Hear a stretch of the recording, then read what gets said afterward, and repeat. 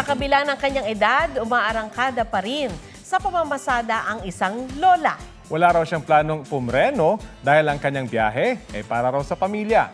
Kilalanin si Super Lola sa report ni Katrina Son.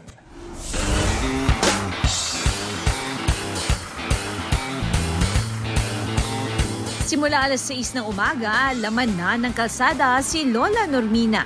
Inaabot siya hanggang alas 10 ng gabi.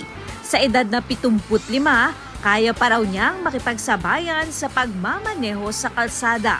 Ang biyahe niyang rutang Monumento Malinta. Masaya ako. Darasal ako habang tumatakbo yung sasakyan. Pag walang maraming pasahero. Kung minsan kumakanta ako ng kantang pasimbahan.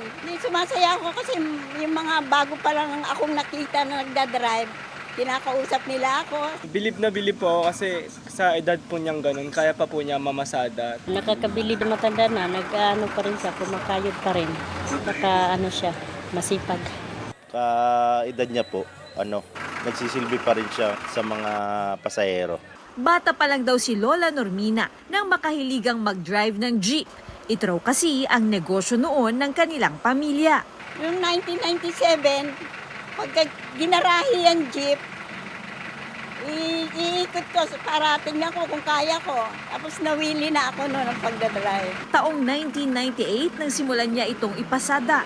Ang kanyang biyahe para raw sa kanyang pamilya. Malaki raw ang naitutulong nito sa kanilang gastusin. Agad kaya ng katawan, may kasamang panalangin, kakayanin din.